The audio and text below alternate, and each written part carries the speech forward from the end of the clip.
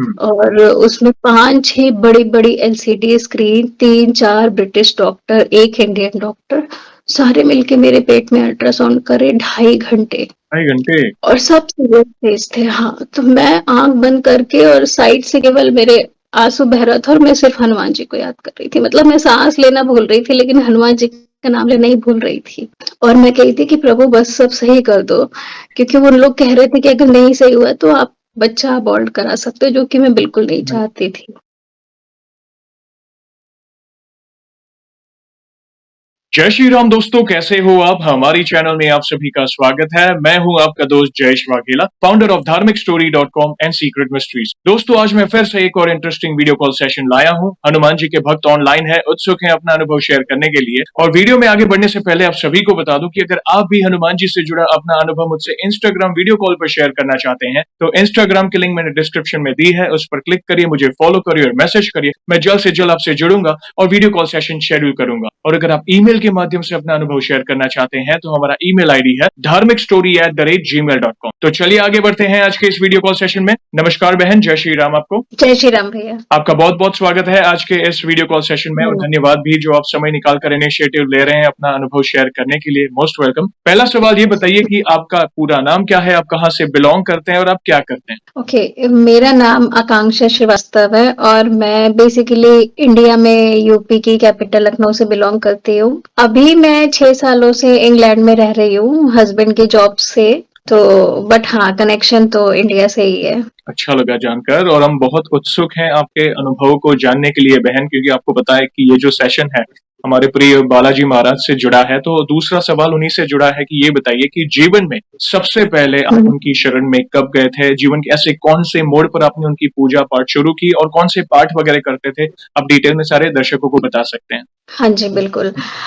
बचपन से तो मतलब वही मैंने भी सुना था कि लेडीज़ बहुत पूजा नहीं करती, तो मुझे कोई ख़ास इंटरेस्ट नहीं था। फिर शादी हो गई, फिर 2015 में मैं नैनीताल गई थी घूमने, तो मेरे फादर इन लॉ ने कहा था कि नीम करौरी बाबा ज़रूर चले जाना। तो मैंने कहा ठीक है, तो मैं होटल में थी, दूसरे दिन मैंने ड्राइवर को रिक्वेस्ट किया कि मुझे वहाँ लेके चलो, उन्होंने कहा ठीक है। तो मुझे लगा आश्रम है, तो मैं जैसे व्रत करके जाते हैं ना, वैसे ही गई। पहुँचते-पहुँचते 12 बज गए, तो मुझे भूख लगने लगी, तो मैंने ड्राइवर को कहा कि भैया बहुत भूख लग रही है और आप मुझे कहीं कुछ खिला पिला दो, फिर चलेंगे। मैं बाबा जी से माफी मांग लूंगी। मुझे ऐसा लगा कोई आश्रम होगा, कोई साधु महात्मा होंगे जिनसे मिलना है। तो उन्होंने मुझे एक जगह रोका, पंडाल था, वहां भंडारा चल रहा था। तो उन्होंने कहा आप पहले यहाँ खा लो। मैंने खाया और उन्होंने जो लोग भंडारा कर रहे थे बहुत अच्छे से खिलाया, जैसे कोई आपको वीआईपी गेस्ट की तरह ट्रीट करता हुँ। है। मतलब पेट के साथ-साथ मन भी प्रसन्न हो गया। जब मैं खा चुकी, मैं और मेरे हस्बैंड, तो मैंने उनसे कहा कि भैया अब मुझे ले चलो, अब जितनी दूर भी रास्ते का टाइम होगा मैं मैनेज कर लूँगी। तो मैं टर्न करी तो वो बोलते मैडम ये तो रहा रोड के पार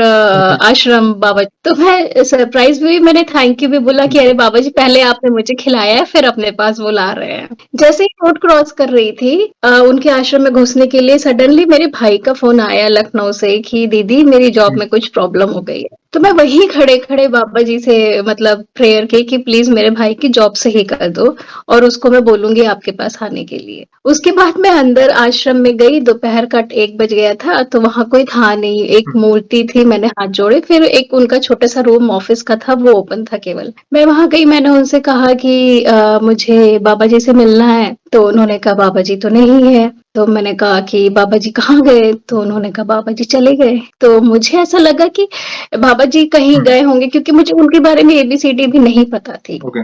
तो मैंने कहा अच्छा कब तक आएँगे? मैं वेट कर लेती हूँ। तो उन्होंने कहा नहीं वो मतलब समाप्त हो गया, वो समाधि ले चुके हैं। ओके। तो मैंने सोचा कि मैं इतनी दूर से आई हूँ, मैंने कहा अच्छा कब समाधि ली उन्होंने? मुझे लगा 2-4-10 दिन हुए हैं, सब लोग शांत थे, मुझे लगा कहीं आज 13वीं वगैरह तो नहीं इस टाइप ओके। से। तो उन्होंने कहा उन्होंने तो 1973 में समाधि ले ली थी और मैं एकदम सरप्राइज़। मैंने कहा अच्छा? फिर मैंने उनसे कहा माफ़ी माँगी कि मुझे कुछ भी नहीं पता था, बोले कोई बात नहीं। मैंने बाबा जी की एक तस्वीर खरीदी और मैं फिर 2-3 खरीदी, एक अपने मायके में दी, ससुराल में दी, एक अपने पास रखी और मैं जैसे अपने सारे भगवान की पूजा करती थी, उनकी पूजा करने लगी। फिर मुझे इंटरेस्ट हुआ उनके बारे में जानने का, मैं यूट्यूब, गूगल करते-करते उनके बारे में काफ़ी रिसर्च किया और लेटर ऑन उनके बारे में सब पता चल गया। और वहीं से उनकी पूजा करते मुझे जो है हनुमान जी से लगाव होने लगा। और इतना ओके। होने लगा कि मुझे ऐसे लगा कि उन्होंने शायद मुझे हनुमान जी की तरफ मोल्ड कर दिया कि तुम राइट। इनकी पूजा करो। और तो मैंने हनुमान जी की धीरे-धीरे पूजा, मतलब बहुत डेस्परेट या डीपली नहीं करती थी, हल्की-फुल्की। फिर 2019 में मैं थोड़ी परेशान थी, तो किसी पंडित जी से पूछा कि मैं इमोशनल लेवल पे थोड़ी परेशान हूँ। तो मैं सैटरडे बॉर्न हूँ भैया। ओके। तो उन्होंने कहा आप सैटरडे बॉर्न हो, आप किसकी पूजा करते हो? तो मैंने कहा मैं दुर्गे माता की करती हूँ। तो उन्होंने कहा वो ठीक है, मगर आप हनुमान जी की किया करो क्योंकि आपके इष्ट देव वो हुए। तो मैंने कहा अच्छा। 1 जनवरी 2019 से मैंने हनुमान जी की रेगुलर हनुमान चालीसा पढ़नी शुरू की। आज तक पढ़ रही हूँ बिना एक दिन के गैप के। क्या बात है। तो उसके बाद फिर क्या हुआ कि 2019 में फर्स्ट कोविड वेव आया, उसमें तो सब ठीक था। जो 20 में सेकंड कोविड वेव आया, उसमें भैया सभी परेशान हुए, मैं भी उसमें से एक थी। तो क्या हुआ कि मेरे हस्बैंड के गॉल ब्लैडर में स्टोन था, तो यहाँ पे डॉक्टर ने कहा कि ऑपरेट करना जरूरी है। और मैं 2019 के जुलाई में इंडिया गई थी, 6-7 महीने रुक के फरवरी में आई थी, फरवरी 21 में फरवरी में वापस आई। और 15 दिन बाद ही हुआ कि इनका ऑपरेशन का डेट आया कि अब इनका ऑपरेशन करना है। मुझे अच्छे से याद है 25 मार्च को सुबह 6 बजे इनके ऑपरेशन का टाइम था। 24 मार्च को मैंने नॉर्मली अपने घर पे फोन किया, जैसे मायके में रोज करती थी, मेरा भाई भी हालचाल लेता था। और पता चला कि मेरे भाई का एक्सीडेंट हो गया, और वो बहुत सीवियर एक्सीडेंट था, मतलब घिरा घर में ही था लैडर से, मगर उसके जो एल्बो होती है उसमें वो मतलब फ्रैक्चर भी नहीं होता, वो बिल्कुल जैसे बोलते चटनी बन गई थी, हड्डियां बिल्कुल पाउडर हो गई थी। और उस टाइम जो कोविड का सेकेंड वेव था वो स्टार्ट हुआ था, और सेकेंड वेव में लोगों की सबसे बड़ी प्रॉब्लम थी कि वो बच नहीं रहे थे, है ना। तो फिर घर पे मुझे बताया गया, अब मैं पूरी रात अपसेट, सुबह मुझे हस्बैंड को हॉस्पिटल लेके जाना है। मैं उसी माइंडसेट में, क्योंकि मैं 15 दिन पहले आई थी तो मैं तुरंत जा भी नहीं सकती थी वापस, और पैसे भी भैया इतने फ्लाइट में लगते हैं कि तुरंत पॉसिबल नहीं है। तो मैं बस हस्बैंड इधर यहाँ पे भी हॉस्पिटल में बोला गया कि आप पेशेंट के साथ नहीं जा सकते, तो इनको अकेले ही ले गए वो लोग। तो मैं वो भी परेशान, अब मैं अपने भाई से लगा उसको नहीं देख सकती, पति से लगाओ ऑपरे हॉस्पिटल में नहीं जा सकती, मैं सिर्फ घर में बैठ के रो रही थी और हनुमान चालीसा पढ़ रही थी। उसके बाद मतलब हस्बैंड आए, 2-4 दिन में ठीक हो गए। छोटा ऑपरेशन होता है गॉल ब्लैडर का, इतना बड़ा नहीं होता है चीजें, लेकिन हाँ मेरे भाई का बहुत ट्रबल था। फिर क्या हुआ, 25 मार्च के 6 अप्रैल को मेरे भाई को दोबारा चेकअप के लिए ले गए। वहां पता चला कि उसको कोविड है, और उसका पैर पूरा ही टूटा था, उसको मेनली प्लास्टर के लिए ले गए थे, और पता चला कोविड। तो डॉक्टर ने हाथ खड़े कर दिए कि हम इनको एडमिट नहीं कर सकते हैं, आप घर ले जाइए। अगर ये यहाँ पे रहेंगे तो जो गवर्नमेंट वाले जो होते ना, जो आइसोलेशन के लिए ले जाते, वो इन्हें ले जाएंगे, और ये चलने की कंडीशन में नहीं है, इनकी और बुरी हालत होगी। तो वो समझिए मौत के मुंह में था, और डॉक्टर बिल्कुल डर गए, उनको लगा कि ये बचेगा नहीं, आप वापस ले जाओ, घर में सेवा करो। तो मेरे मम्मी लोग घर ले आए। ये 6 अप्रैल की बात है, और 7 अप्रैल को भैया मेरी मम्मी रोड पे गई थी उसके लिए दवाई लाने, मेरी मम्मी का एक्सीडेंट हो गया, किसी ने बाइक से मार दी। अब यहाँ पे मेरे हस्बैंड बेड में, मेरा भाई ऑलरेडी बेड में, और मेरे भाई को जो थर्मामीटर का पारा होता है वो पूरा अप हो गया था, उससे भी ज्यादा फीवर था, 105 से भी अब। और फिर पैर तो उसका जो चोट था वो था ही था। तो उसकी वाइफ भी काफी परेशान थी। मेरी मदर की इधर चोट लग गई, तो मेरी मदर को वो लोग घर लाद के लाए, हॉस्पिटल ले गए। हॉस्पिटल वालों ने फिर मना कर दिया कि हम नहीं रखेंगे, आप ले जाओ। अब मेरे मायके में ये कि एक बिस्तर पे मेरी मम्मी पड़ी है, एक बिस्तर पे मेरा भाई पड़ा, और उसकी वाइफ सबकी सेवा कर रही है। मैं जा नहीं सकती क्योंकि यहाँ पे ही अकेले। तो मेरे पास कोई रास्ता नहीं था पूजा करने के सिवा। बहुत सुना था कि स्पिरिचुअलिटी में बहुत पावर होती है, और मैंने हनुमान जी से कहा मैं कुछ नहीं कर सकती, आप पवन पुत्र हो, आप हवा हो, आप सब जगह जाते हो, तो मेरा मैसेज यहाँ से वहां ले जाओ और सब सही कर दो वहां पे। मैं सुबह और शाम 7-7 हनुमान चालीसा पढ़ती थी, यूट्यूब पे देखा था। तो मैंने कहा कि मैं कुछ नहीं कर सकती आपकी पूजा करने के सिवा, इस टाइम में हेल्पलेस हूँ, आप मेरी मदद करो, आप पवन पुत्र हो, आप पवन हो, आप हर जगह जा सकते हो। और सुबह शाम 7-7 हनुमान चालीसा पढ़ती थी। विद इन अ मंथ मेरे हस्बैंड सही हो गए। भाई को टाइम लगा, लेकिन उसका जब 15 दिन बाद पता चला कि कोविड सही हो गया है, सिर्फ पैर का प्रॉब्लम, तो फ्रैक्चर में तो 6-7 महीने लगते हैं, सही हो गया वो भी। जब उसका कोविड चला गया तो मैंने हनुमान जी को बहुत थैंक यू बोला। फिर मैं अपनी मम्मी के लिए पूजा करती थी। तो मम्मी को भी रिकवर होने में 5-6 महीने लगे, लेकिन मैं 1-1.5-2 महीने लगातार सुबह और शाम नहीं बैठ पाती थी मंदिर पे, बिस्तर पे लेटी हूँ, छोटा बच्चा था उसे सुला रही हूँ, लेटे लेटे उंगलियों पे काउंट करके हनुमान चालीसा पढ़ दी, लेकिन पढ़ के ही सोती थी। और हनुमान जी ने मेरे पूरे परिवार को सही कर दिया। बड़ी कृपा है। वो बड़े-बड़े मतलब असंभव कार्य संभव होते हैं प्रभु की शरण में और वो भाव दिख रहे हैं, आप कितने अटैच हो आपकी फैमिली से। होता है कई बार संकट हमें चारों तरफ से घेर लेता है। एक बाजू आपके पति, एक बाजू आपके भाई, एक बाजू आपकी माताजी, सबको बड़ी पीड़ा और आप बेबस थे क्योंकि सेकंड वेव कोविड जो मतलब हाहाकार मचा हुआ था उस समय, सबको पता है पूरी पूरी वर्ल्ड में, सब जगह पर। मगर फिर भी प्रभु ने आपकी गुहार सुनी, आपने जो मदद की गुहार लगाई कि मैं बेबस हूँ, मगर आप तो सर्वसमर्थ हैं, आप तो पहुँच सकते हो ना प्रभु। तो आपने जैसे-तैसे चलते-फिरते, सोते आप बेबी आप जैसा आपने बताया उसको अपने प्रभु के नाम का स्मरण करते रहे। नाम जपो या चालीसा जैसा आपने बताया चालीसा का पाठ आप करते रहे। बड़े-बड़े असंभव कार्य संभव होते हैं प्रभु की शरण में। मैं खुद भावुक हो रहा था आपकी वाणी को सुनकर आपकी आँखें नम थी बहन, होता है। आज कई दर्शक जो ये अनुभव देख रहे हैं ना, कहीं न कहीं वे अपने अनुभव को आपके अनुभव से लिंक करके प्रभु की शरण में जाएँगे। काफ़ी इंस्पिरेशनल अनुभव है। हाँ, प्लीज़ कंटिन्यू करें। हाँ, तो वो बहुत मेरी फैमिली के लिए हार्ड टाइम था, तो मैंने कहा बाबा जी हनु भैया सॉरी मतलब मैं हनुमान जी को प्यार से हनु भैया बोलती ओके, हूँ कि उनको अपना छोटा भाई मानती हूँ। ओके, मेरा भाई भी छोटा है तो मैं उनकी काइंड ऑफ बड़ी बहन या जो कह राइट, लीजिए। ओके, तो मैं उनको बाबा और दादा तो अब हमारे उधर हनुमान जी ही बोलते बट मैं उनको प्यार से मैंने अपना पर्सनल नाम दिया है हनु भैया। ओके, तो मैंने हनु भैया से कहा कि आपको कोई फ्लाइट का टिकट नहीं लगेगा। हुँ, आप तो पवन पुत्र हो, आप ही अपनी हवा में मेरी सारी गुड विशेज़ लेके जाओ और वहाँ पे सब सही कर दो। आज भी मैं यही कहती हूँ राइट, और वो करते हैं। तो ये तो एक इंसिडेंट था, नीम करौली बाबा ने मुझे उनके पास पहुँचाया और जब से मैं उनकी शरण में गई हूँ, मेरी लाइफ में चीज़ें काफ़ी इम्प्रूव हुई हैं, काफ़ी। फिर एक इंसिडेंट है भैया मैं यहीं पे एक पास में सिटी है last to last year India और इंग्लैंड का ICICI world cup test final था मैं देखने गई थी।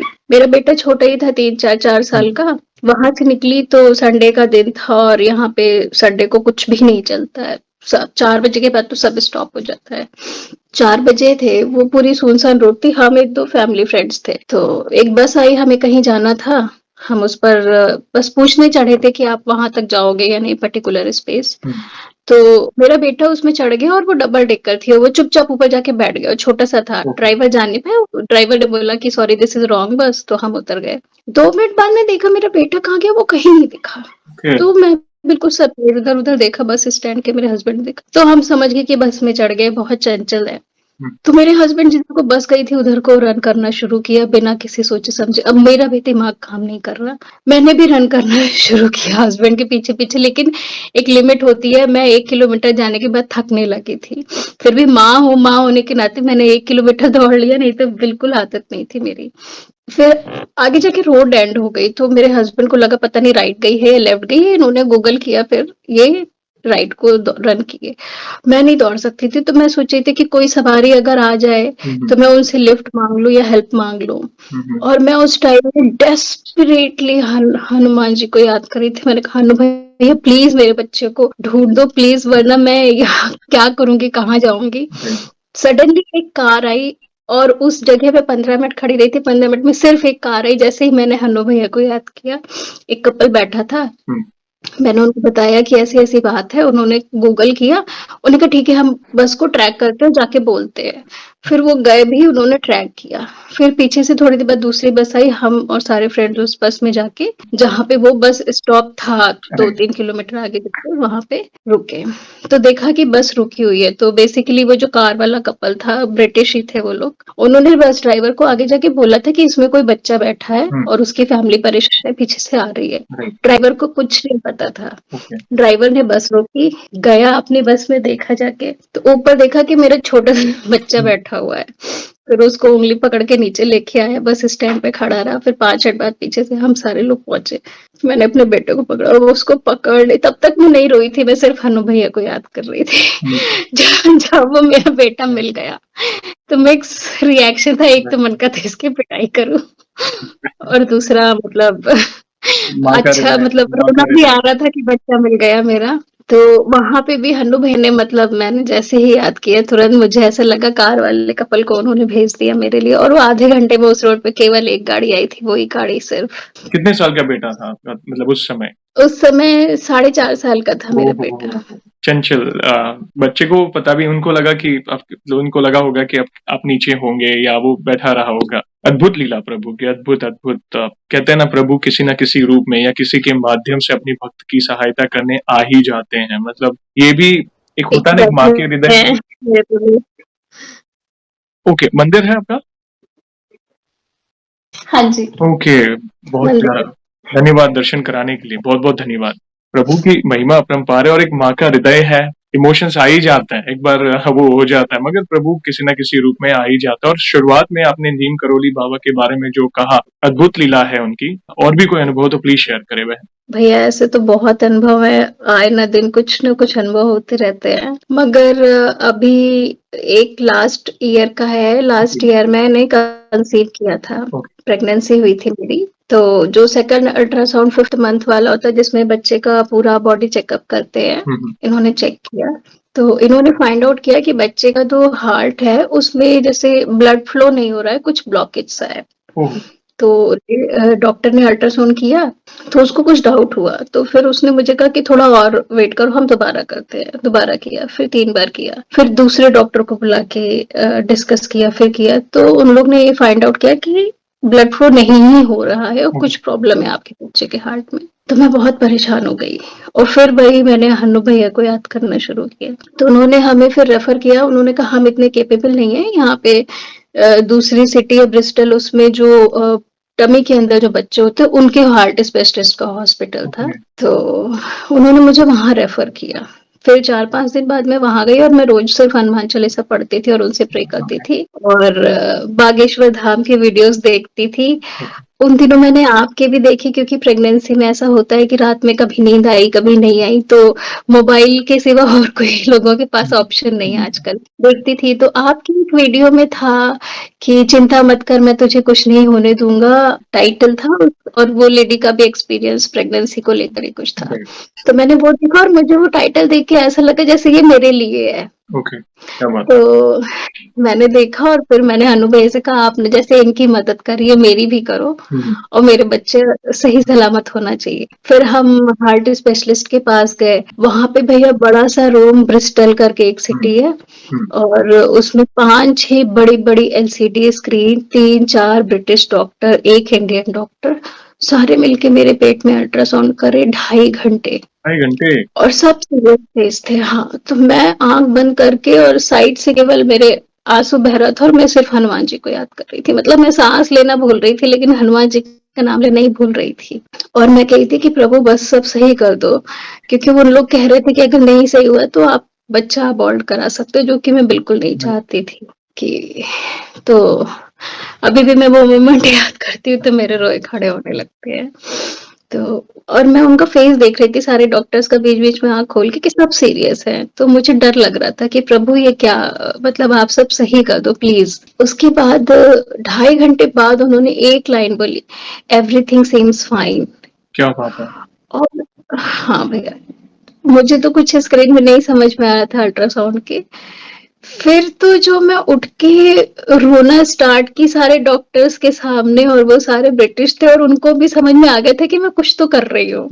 तो मैंने उनको बोला कि I am praying with my lord, monkey lord we call. They said oh yeah we know some time. तो मैंने कहा yeah I was praying with him. तो उसके बाद मैं वहां पे 5 मिनट बहुत रोली। जब रोली फिर मैं खैर हनुमान जी को आके बहुत धन्यवाद बोला। मैंने इंडिया में अपनी मम्मी को बोला कि मेरी तरफ से मंदिर में वहां पे जाके प्रसाद चढ़ा दो। मैंने कुछ माना था कि प्रभु सही कर दो तो हम प्रसाद चढ़ाएंगे, ऐसा हम मानते हैं और ऐसा प्रभु करते भी। वो भी एक एक्सपीरियंस था। तो ऐसे ही मतलब बहुत बड़ी बड़ी चीजों से हनुमान जी ने मुझे बचाया है। मैं कहूंगी मैं लकी हूँ। बस एक चीज थोड़ी सी मुझे लगती है कि उन्होंने अपनी शरण में मुझे थोड़ी देर से लिया। अब मुझे लगता है काश मैंने बचपन से उनकी पूजा की होती। अब चिंता ना करें, ऐसा समझे कि हम भाग्यशाली है कि हमें इसी जन्म में उनकी भक्ति मिली। मनुष्य जन्म बहुत मुश्किल से मिलता है, दुर्लभ है, और ये मोक्ष का मार्ग है। तो इसी जन्म में तो मिली ना। जो होता है अच्छे के लिए होता है। प्रभु की मर्जी के बिना एक पत्ता तक नहीं हिलता है। और आप एक माँ का हृदय, माँ की गुहार उन्होंने सुनी।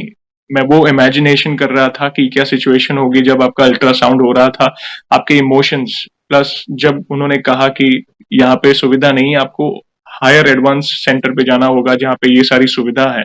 और अल्ट्रासाउंड में ज्यादा टाइम नहीं लगता, मगर 2.5 घंटे, मतलब उस 2.5 घंटे में क्या बीती होगी आप पर, एक माँ ही जान सकती है। प्रभु प्रभु की लीला अपरंपार है। वे सुनते हैं अपने भक्त की। वे कभी भी अपनी भक्त की आंखों में आंसू नहीं आने देंगे। बस दिल से पुकार लगाओ, सच्चे दिल से उनके नाम का स्मरण करो, राम नाम का स्मरण करो, देखना वे आएंगे ही आएंगे। आज कई जो महिला भक्त हैं, जो इस सिचुएशन से जूझ रही है, प्रेगनेंसी का दौर हो, या कई लोग पूछते हैं, कई महिला भक्त पूछती है मुझे कि क्या प्रेगनेंसी के दौर में या उस दौर में जो 9 महीने होते हैं, काफी अप्स एंड डाउन होते हैं, चैलेंज, क्या उस दौरान हम हनुमान चालीसा का पाठ कर सकते हैं? क्योंकि समाज में भ्रम फैला हुआ है, कोई बोलता है कर सकता है, कोई नहीं कर सकता है। मैं यही कहूंगा, यस आप कर सकते हैं। हम प्रभु के हैं, हम प्रभु को याद कर रहे हैं, तो उसमें क्या प्रॉब्लम है? हम उनके हैं, वे हमारे हैं, तो उनका नाम स्मरण, उससे अगर हमें कॉन्फिडेंस मिल रहा है, उनके नाम से अगर हमें शक्ति मिल रही है, तो भला हम क्यों ना लें उनका नाम। बहुत प्यारा अनुभव शेयर किया बहन। अगर और भी कोई अनुभव हुआ, आप रुकिए मत, हम सुनना चाहते हैं। आपसे बात करना भी मेरी एक विश थी, और मैंने हनुमान जी से 2-3 महीने पहले कहा था। मैंने एक्चुअली लास्ट ईयर ये जो प्रेगनेंसी वाला केस नहीं होता, उसी टाइम में मैंने आपको शायद ईमेल ड्रॉप किया था, मगर आपके पास बहुत आते होंगे, तो हो सकता है कि मतलब नहीं उतना कंसीडर हुआ। एंड आपको शायद यकीन ना हो, मेरा ये नया फोन है और मैं इंस्टाग्राम नहीं यूज करती भैया। और मैंने आपके यहाँ वीडियो में सुनती थी कि अगर आप मुझसे बात करना चाहते हैं तो इंस्टाग्राम पे फॉलो करें, ईमेल करें। तो मैंने ईमेल तो लास्ट ईयर किया था, रिप्लाई नहीं आया। वीडियोस तो आपके मैं डेली देखती थी, जैसे आदमी सत्संग पे जाता है मंदिर में इंडिया में। अब हम सत्संग पे तो यहाँ नहीं जा सकते, आजकल तो लोग इंडिया में भी नहीं जा पाते हैं, तो आपका फोन ही सत्संग है। मेरे लिए आपकी वीडियोस ही सत्संग है। मैं वो सुनती हूँ, प्रभु को याद कर लेती हूँ, और मुझे लगता है मैंने थोड़ा टाइम प्रभु के साथ बिता लिया। और तो आपसे बात करने के लिए, मतलब अकाउंट था मेरा इंस्टाग्राम में, मगर मैं बीच में पढ़ाई वगैरह थोड़ा ज्यादा करने लगी थी, तो फेसबुक, इंस्टाग्राम, मेरे हस्बैंड ने बोला कि सोशल मीडिया से थोड़ा दूर रहो, तो मैं दूर रहती थी। अब बच्चा हो गया तो पढ़ाई नहीं कर पा रही हूँ, तो मैं फिर से गई सोशल मीडिया पे थोड़ा, सिर्फ आपसे बात करने के लिए भैया मैंने इंस्टाग्राम डाउनलोड किया है, और ये मेरे हनुमान जी जानते हैं। बिल्कुल, ये वही प्रेरणा तो वही देते हैं। मैं तो बस दास का दास हूँ, एक सामान्य भक्त हूँ, और निमित्त बनाया है प्रभु ने, और आप जैसे भक्त इनिशिएटिव लेके आगे आ रहे हैं, उसके लिए आपका बहुत बहुत धन्यवाद। क्योंकि भक्त ना होते और अनुभव शेयर ना करते, तो हम कहते हैं ना, ये चीज को आगे नहीं बढ़ा पाते। आज प्रभु की कृपा से वीडियो सेशन, वैसे तो हमारे चैनल में ऑलमोस्ट 700 से भी ज्यादा वीडियोस है, मगर वीडियो सेशन में हाल ही में हमने 100 एपिसोड्स पूरे किए। ये उनकी कृपा है। और क्षमा चाहता हूँ, कई बार लेट हो जाता है रिप्लाई करने में, या कई बार ना भी होता है, नहीं भी कर पाता हूँ, क्योंकि बहुत ज्यादा भक्तों के प्यार आते हैं, इतना इतना मैसेजेस करते हैं वे, तो कई बार अकेला नहीं पहुंच पाता हूँ। मगर यस, प्रभु की मर्जी होगी कि चलो ईमेल नहीं, डायरेक्टली आप आइए, वीडियो कॉल पे आइए और आप अपना अनुभव शेयर। तो इसमें भी उन्होंने कुछ आपका अच्छा ही सोचा था कि आपकी वाणी सीधी, मेरी वाणी नहीं, आपकी वाणी सीधी लोगों के हृदय तक पहुंचे। तो प्रभु चाहते थे कि आप खुद आए। तो धन्यवाद, आप अपना समय दे रहे हो और इनिशिएटिव ले रहे हो। बहुत प्यारे प्यारे अनुभव शेयर किए बहन आपने, और इन फ्यूचर भी ऐसी कोई भी और अनुभूतियां हो तो प्लीज हमसे जुड़िएगा, हम वीडियो के माध्यम से भक्तों तक आपके अनुभव को पहुंचाएंगे। और एक सवाल और पूछना चाहूंगा, वैसे तो आपने इसका जवाब ऑलमोस्ट दे दिया था, मगर फिर भी हमारे बाकी भक्तों के एक मेरा छोटा सा अनुभव और है, सॉरी टू इंटरप्ट यू, बहुत छोटा। बताइए। वो इसी साल का है, अभी 3-4 महीने पहले का। मेरे भाई की ट्रांसफर हो गया था लखनऊ से कहीं और, तो उसको जाना नहीं था, तो उसने रिजाइन कर दिया था। तो आप समझ सकते हैं कि इंडिया में 30-32 साल का पारिवारिक आदमी अगर जॉब पे ना हो तो उसके ऊपर कितना मेंटल और सोसाइटी वाला प्रेशर होता है। बड़ा परेशान था, और ये सारी सिचुएशंस ऐसी होती है कि मैं मतलब सुन लेती हूँ, मैं क्या करूँ एक बहन होके, मतलब मेरे पास फिर पूजा करने के सिवा और कोई रास्ता नहीं होता है, और मैं खुद भी जॉब ढूंढ रही थी। तो मैंने जो है हनुमान जी का संकल्प लिया, वो भी मैंने आपकी वीडियोस ही देखी थी। 11 दिन का संकल्प लिया, मैंने कहा हनुमान जी, मेरी और मेरे भाई के करियर की नाव भी आपके हाथ में है, मैं 11 दिन का संकल्प ले रही हूँ, हम दोनों का सेटलमेंट कर दो। मतलब मैंने हनुमान जी से बार्गेनिंग की, which is not right. And आप यकीन नहीं मानेंगे, हमारे 10 दिन हुए थे, मेरे और मेरे भाई दोनों का ऑफर लेटर एक ही दिन आया, उसका इंडिया में आया, मेरा यहाँ आया। क्या बात है। लोग कहते हैं ना कि चमत्कार नहीं होते, तो ये देखिए एक और एग्जाम्पल, प्रभु हर कदम पर सहायता करते ही है। मतलब मेरे पास आज वर्ड्स नहीं है बहन, आप भले ही आपने थोड़ी देर पहले रिग्रेट किया कि काश मुझे भक्ति पहले मिली होती, मगर आप देखो ना, जब से आपको भक्ति मिली है प्रभु की, जब से आप कैची धाम जाके आए अ, और नीम करोली बाबा प्लस हनुमान जी के करीब आपको आने मिला, तो आपके जीवन में इतने समय में ही कितने लाइक पॉजिटिव चेंजेस आए, ये तो देखिए। हर कदम पर प्रभु, हेल्थ इश्यूज है प्रभु आपके साथ, बच्चा खो गया प्रभु आपके साथ है, जॉब या लाइक भाई का एक्सीडेंट हुआ था प्रभु आपके साथ है। आप एक एग्जाम्पल ऐसा बताइए जिसमें प्रभु ने आपका साथ नहीं दिया जब आप संकट समय में थे। हर कदम पर जब भी आपने मदद की गुहार लगाई, वे आए हैं आपकी मदद करने। तो प्रभु की लीला अपरंपार है, प्रभु है आपके साथ। और एक सवाल जैसे मैंने बताया कि वैसे का कुछ चीज आपने बताई, मगर फिर भी आप बताना चाहे तो, जैसे आप हमारी वीडियोस देखते हो काफी टाइम से, तो बाकी भक्तों से आपको क्या प्रेरणा मिली है, मतलब आपके क्या विचार है, आपके जीवन पे क्या इम्पैक्ट पड़ा है, आप अपने शब्दों में बता सकते हैं। जैसे मैंने आपको बोला, एक आपका था लास्ट ईयर का, किसी प्रेग्नेंट लेडी ने अपने बारे में लिखा था उनको, लेकिन ऐसा था कि उनको शायद कोई बुरी आत्मा या कुछ वैसा दिखता था सपने में, उन्होंने बताया था। तो आपका जो टाइटल था कि डर मत, मैं तुझे और तेरे बच्चे को कुछ नहीं होने दूंगा, वो आपकी वीडियो का टाइटल था। और मुझे वो देख के ऐसा लगा जैसे ये मेरे लिए है, ओके। ये टाइटल। तो मैंने वो पढ़ के वीडियो देखी और हनुमान जी से कहा कि प्रभु आप मेरे साथ भी यही करो, मुझे और मेरे बच्चे को कुछ मत होने दो। और उन्होंने वही किया। ऐसे आपके बहुत सारे भक्त हैं जिनको मैं देखती हूँ कि वो अम, भक्ति में इतने लीन है, इतने लीन है। एक अभी थोड़े दिन पहले एक माता जी ने कोई वीडियो शेयर किया था जिसमें वो, उनका मुझे लास्ट स्टेटमेंट याद है, वो कही थी कहीं राजस्थान की थी, किसी प्रोग्राम में गई थी हनुमान जी के, वो फोटो नहीं ले पाई थी और फिर उन्होंने आपको लास्ट में बोला कि भैया मेरा वो फोटो तो अखबार में आया, दूसरे दिन पवन पुत्र ने लिया।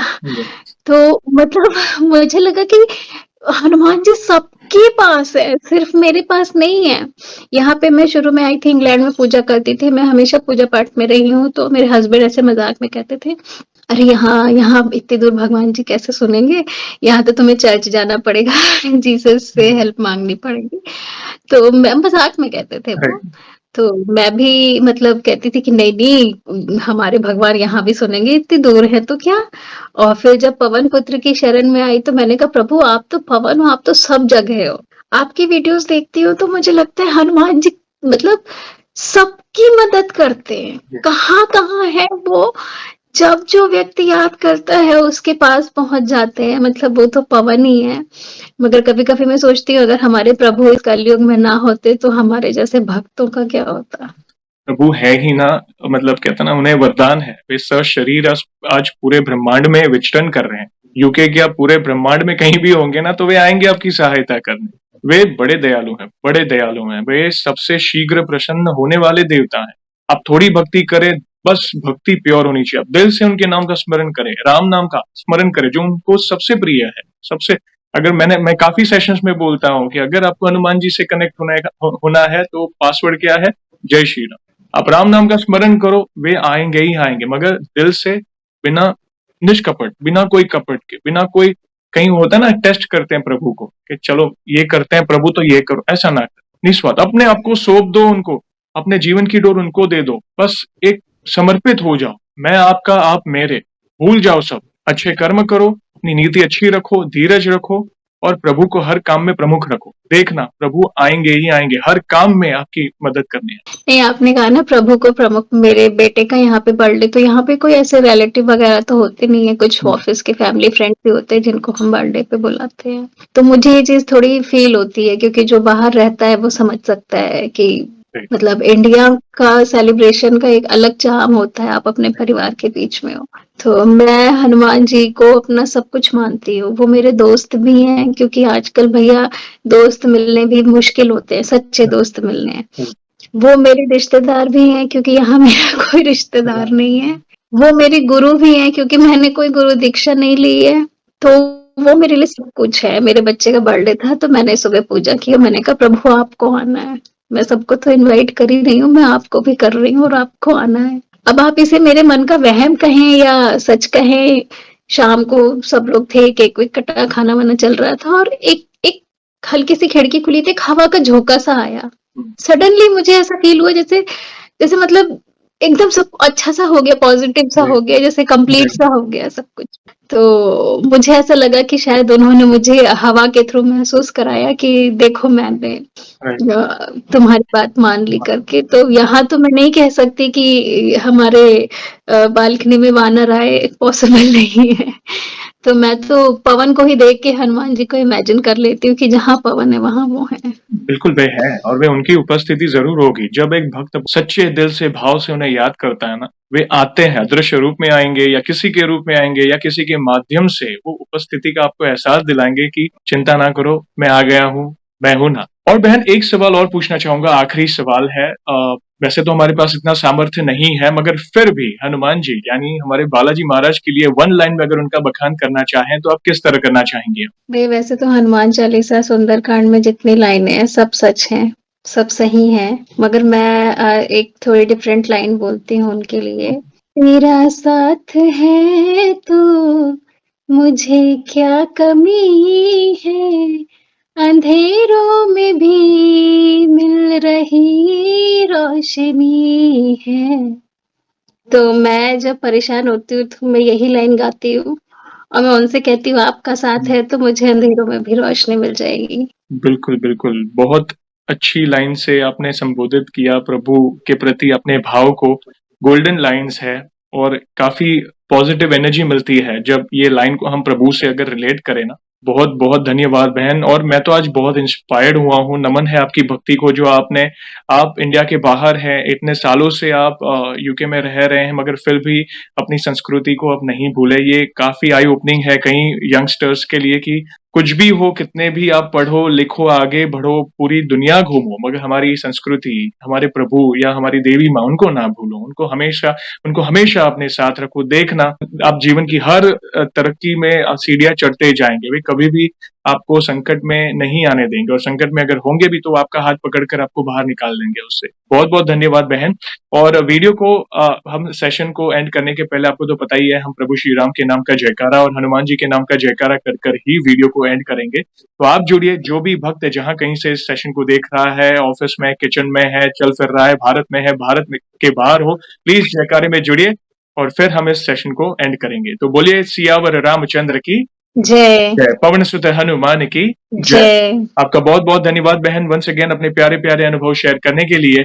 जय श्री राम, जय हनुमान। आपका भी बहुत धन्यवाद मुझे इतना टाइम देने के लिए। Thank you so much. Thank you once again. जय श्री राम।